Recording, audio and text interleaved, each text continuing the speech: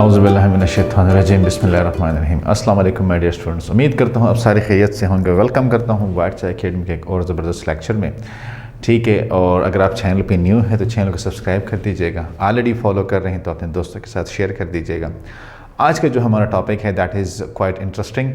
Electrolysis या electrolysis, दोनों इसको मतलब ये है कि वो नाम इसके लिए जाते हैं। ठीक है, तो इलेक्ट्रोलिसिस या इलेक्ट्रोलाइसिस का वो फिर आप देख लें कि आपने कौन से नेम से इसको मतलब ये है कि हाईलाइट करना है। लेकिन इलेक्ट्रोलिसिस मतलब ये है कि इलेक्ट्रिसिटी, क्या है? इलेक्ट्रिसिटी। लेसिस मीन स्प्लिटिंग, क्या है? स्प्लिटिंग मतलब ये है कि anything splitting on the basis of electricity. और इसकी अगर हम प्रॉपर डेफिनेशन लिखे, the process of chemical decomposition, यहाँ पे हम लिख लेते हैं कि the process of chemical decomposition.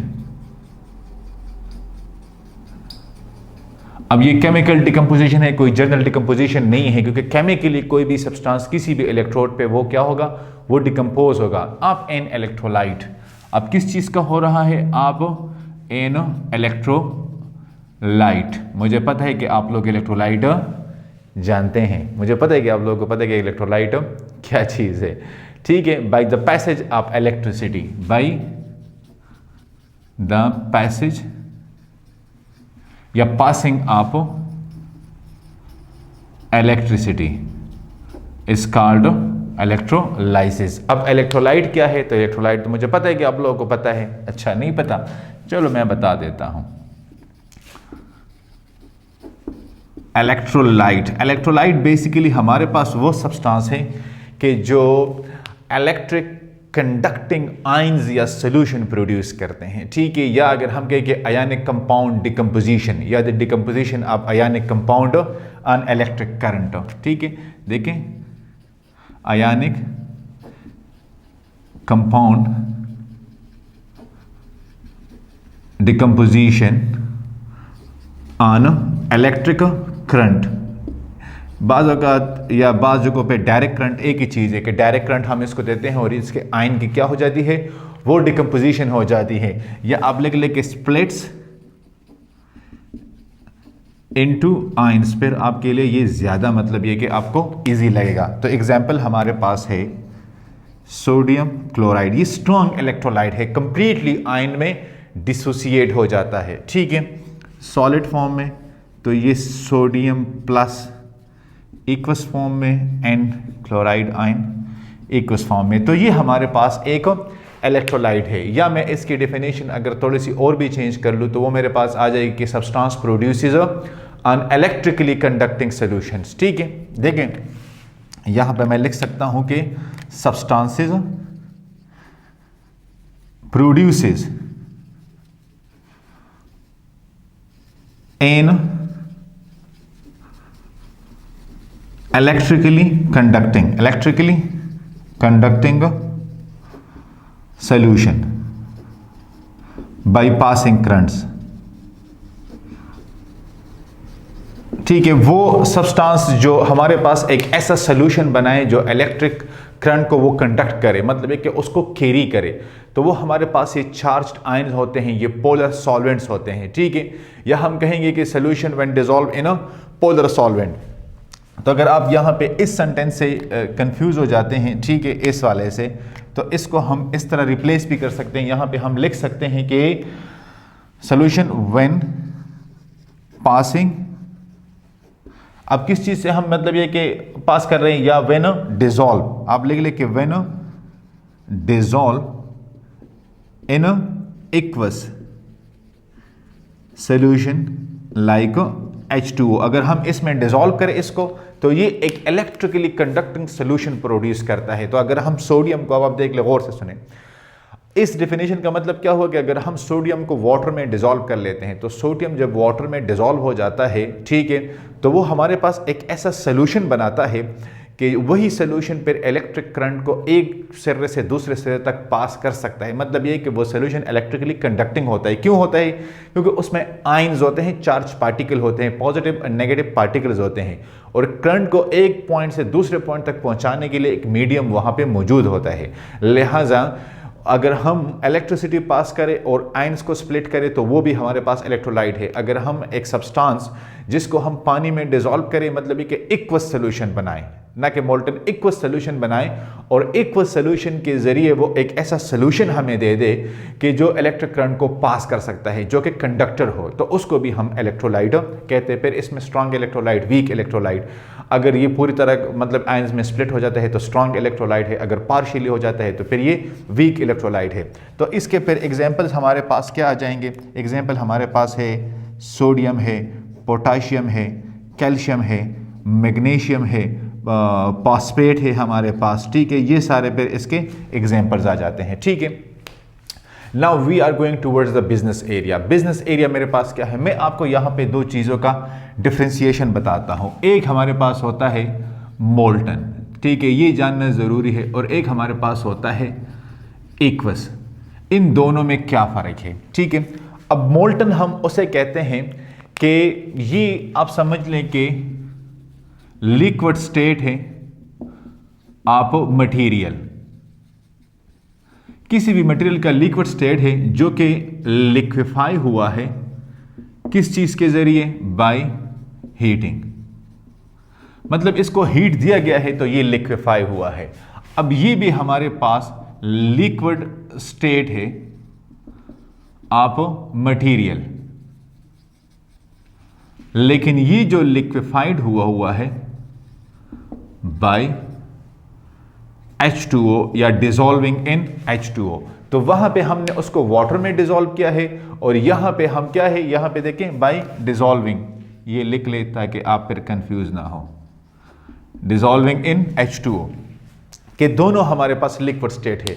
लेकिन एक लिक्विड स्टेट हमारे पास है because of the what? Because of the heating. जब हम उसको कांस्टेंट हीटिंग प्रोवाइड करते हैं उसको लिक्विफाई करता है, सॉलिड से उसको लिक्विड में आ रहे हैं but by providing the constant heat, ठीक है। और दूसरा हमारे पास है जो हम कहते हैं सब्लिमेशन, जो प्रोसेस हमारा होता है। दूसरा जो हमारे पास होता है कि उसको जब हम डिसॉल्व करते हैं, फॉर एग्जांपल आपने सोडियम क्लोराइड लिया, इसको वाटर में डिसॉल्व किया, तो ये आपके पास एक एक्वस सोल्यूशन बन गया है, ठीक है। तो ये तो थोड़े बहुत इसके जो डिफिनेशन थे। अब जो बिजनेस एरिया की मैं बात कर रहा हूँ, तो अब हम एक इलेक्ट्रोलाइटिक सेल को ले लेते हैं कि हमारे पास जो इलेक्ट्रोलाइट सेल होता है, इलेक्ट्रोलाइट सेल कैसे काम करता है। तो यहाँ पे हम थोड़ी सी मतलब ये कि अपने लिए स्पेस बना लेते हैं ताकि इस सेल को मैं पूरी तरह जो है ना वो आपके सामने रख लूँ, ठीक है।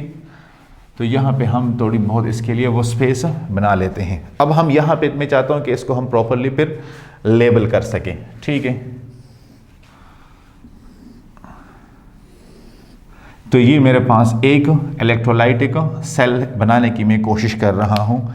यहाँ पे ये मेरे पास क्या है? ये मेरे पास यहाँ पे इलेक्ट्रोलाइट है, लेकिन ये इलेक्ट्रोलाइट मेरे पास जो है ना वो किस मोल्टन फॉर्म में है, किस चीज़ में है? मोल्टन फॉर्म में है, ठीक है। अब मैं इसमें क्या कर रहा हूँ, इसमें मेरे पास जो है ना वो क्या है? यस, दो कैथोड्स इलेक्ट्रोड्स हैं, ठीक है। एक इलेक्ट्रोड मेरे पास यहाँ पे ये नेगेटिव टर्मिनल हो गया, एक हम यहां पे लेते हैं, एक ये पॉजिटिव टर्मिनल हो गया, ठीक है। जो बैटरी के साथ हम इसको अटैच करते हैं तो नेगेटिव और पॉजिटिव। ये जो मेरे पास नेगेटिव टर्मिनल है इसको मैं कहता हूं कैथोड, और ये जो मेरे पास, तो चलो हम यहां पे भी थोड़ी बहुत वो जगह बना लेते हैं ताकि हमारा जो डायग्राम है वो कंप्लीट हो जाए। यहाँ पे ये आ गया है कैथोड, अब के, और ये हमारे पास आ गया है एनोड। अब ये कैथोड और एनोड अगर हम गैल्वानिक सेल को यहाँ पे ले लें तो गैल्वानिक सेल में ये बिल्कुल डिफरेंट टर्मिनोलॉजीज हैं, ठीक है। गैल्वानिक सेल में ये डिफरेंट टर्मिनोलॉजीज है। ये जो यहाँ पे कैथोड है तो ये एनोड कहलाएगा, और जो एनोड है तो वो कैथोड कहलाएगा। ये बात आपको पता होनी चाहिए, गैल्वानिक सेल में ये दोनों बिल्कुल अपोजिट हो जाते हैं, ठीक है। लेकिन यहाँ पे हम इलेक्ट्रोलाइटिक सेल की बात करते हैं। यहाँ पे ये हो रहा है क्या, रिडक्शन का प्रोसेस के तौर पे हो रहा है। अब रिडक्शन क्या है मेरे पास, रिडक्शन मेरे पास है GOE, मतलब यह है कि गेन ऑफ इलेक्ट्रॉन्स, ठीक है। और यहां पे मेरे पास हो रहे हैं ऑक्सीडेशन। अब ऑक्सीडेशन क्या है, तो मैं कहता हूं LOE, लॉस ऑफ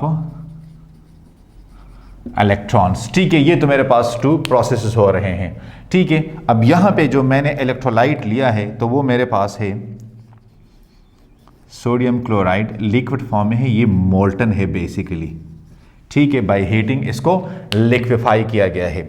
ये जो स्ट्रक्चर है ये है इलेक्ट्रोलाइटिक सेल, पूरा जो ये हमारे पास बना हुआ है, ठीक है। ये पूरा डायग्राम जो हम अभी डिस्कस कर रहे हैं, ठीक है।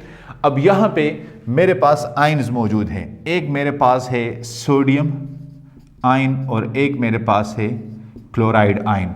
जब हम इसकी मतलब है कि करंट पास करेंगे तो जब डिपोजिशन होगी तो इस पे हमारे पास आएगा सोडियम, उसकी ये यहाँ पे इस तरह केमिकल डिपोजिशन होती है। क्या होती है, केमिकल डिपोजिशन होती है।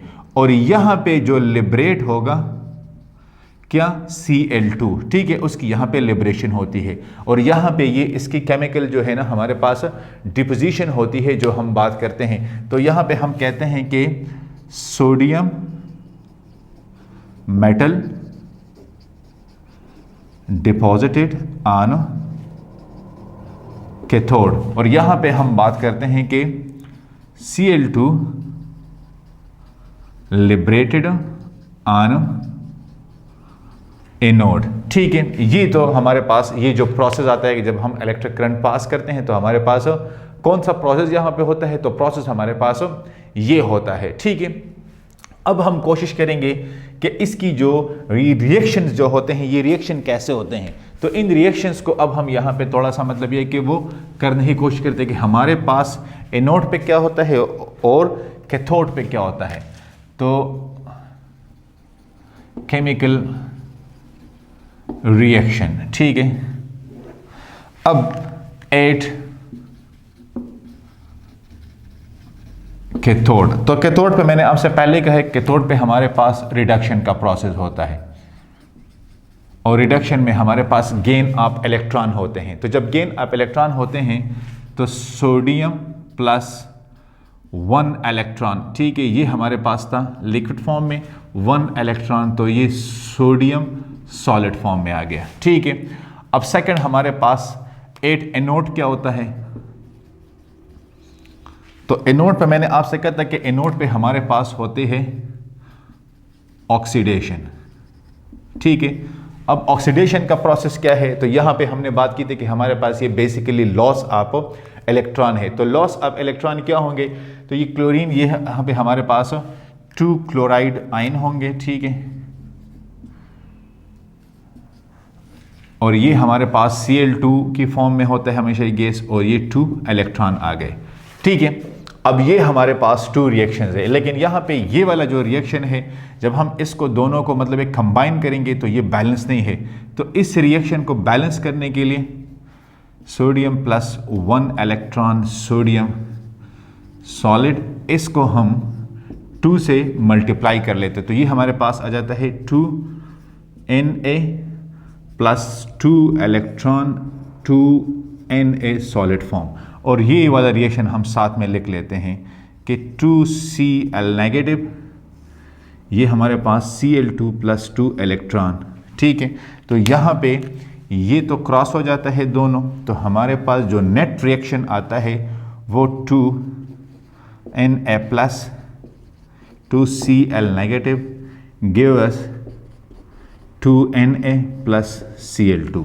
तो यस, ये हमारा बिल्कुल जो है ना वो कंप्लीट एक रिएक्शन आ जाता है। क्या आ जाता है, कंप्लीट एक रिएक्शन ये हमारा यहाँ पे आ जाता है। ये तो हमने पढ़ लिया है सोडियम क्लोराइड का। यहाँ पे मैं एक क्वेश्चन भी अगर डाल दूँ, ठीक है, तो क्वेश्चन मेरा ये होगा कि व्हाट डिपॉजिट ऑन कैथोड, ये मेरा जो है ना वो क्वेश्चन होगा, ठीक है। कि इसको आप फिर कैसे कर लेते हैं। अच्छा, आप इसका मतलब एक स्क्रीनशॉट ले लें और इसके बाद मैं आपको करवाता हूँ क्या, लेड ब्रोमाइड के लिए PbBr2 के लिए मैं उसकी भी इलेक्ट्रोलाइसिस करता हूँ, ताकि उसको पढ़ने के साथ ही आपका ये बिल्कुल टॉपिक कंप्लीट हो जाएगा। ठीक है, आप इसका स्क्रीनशॉट ले लें। मैंने यहाँ पे ये क्वेश्चन इसलिए मैंने नहीं मिटाया ताकि आपके जहन में ये चीज़ बिल्कुल स्टिकी रहे कि इसका आंसर मेरे पास क्या होगा। अच्छा, अब हम करते हैं electrolysis for what, electrolysis for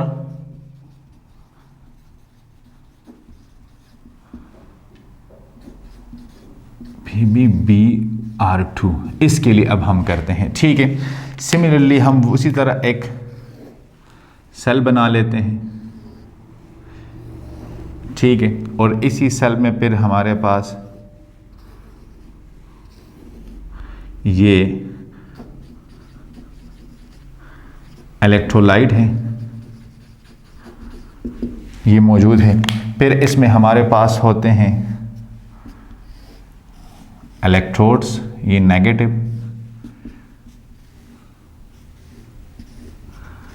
ये पॉजिटिव। ठीक है, ये मेरा आ गया है क्या, यस, एनोड है जहाँ पे ऑक्सीडेशन होती है। ठीक है, ये मेरा आ गया है कैथोड जहाँ पे रिडक्शन का प्रोसेस होता है। आपको पता है GOE gain of electron, LOE loss of electron. ठीक है, ये प्रोसेस होते हैं। यहाँ पे मेरे पास ये मौजूद है, तो यहाँ पे लेड डाई पॉजिटिव और ये Br2 नेगेटिव, ये मेरे पास यहाँ पे मौजूद है। ये है इलेक्ट्रोलाइट सेल। ठीक है, ये मेरे पास पूरा प्रोसेस है। अब इस प्रोसेस में अगर हम देखें तो इसमें हमारे पास वही, जब हम करंट पास करते हैं तो करंट पास करने से ये हमारे पास यहाँ पे इसकी डिपोजिशन होती है और इसकी जो है ना यहाँ पे लिबरेशन होती है। तो ये जो इसके साइज़ में मतलब ये है कि यहाँ पे जो ये इंक्रीज आता है, ठीक है, because of the chemical deposition of the lead positive या डाई पॉजिटिव आयन। ठीक है, अब यहाँ पे इस प्रोसेस को जब मैं यहाँ पे इलेक्ट्रिक करंट पास करता हूँ और ये आयन स्प्लिट हो जाते हैं और फिर इनकी मतलब डिपोजिशन और लिबरेशन होती है, इसको मैं किसी भी केमिकल रिएक्शन के ज़रिए कैसे एक्सप्लेन कर सकता हूँ। तो इसको एक्सप्लेन करने का बहुत ही मतलब ये है कि वो फिर सिंपल है। मैं यहाँ पे लिख लूँगा कि केमिकल रिएक्शन। ठीक है, तो केमिकल रिएक्शन इसका आ जाएगा कि 8 कैथोड। तो आपको पता है कि कैथोड पे हमारे पास कौन सा प्रोसेस है, रिडक्शन है। कौन सा प्रोसेस है, रिडक्शन है, गेन ऑफ इलेक्ट्रॉन। तो गेन ऑफ इलेक्ट्रॉन मैं लेड डाई पॉजिटिव के लिए ले लूंगा +2 और ये 2 इलेक्ट्रॉन, तो ये लेड मुझे सॉलिड फॉर्म में दे रहा है। ठीक है, एक तो मेरे पास ये रिएक्शन हो गया। एट एनोड, यहां पे आपको पता है कि ऑक्सीडेशन होती है।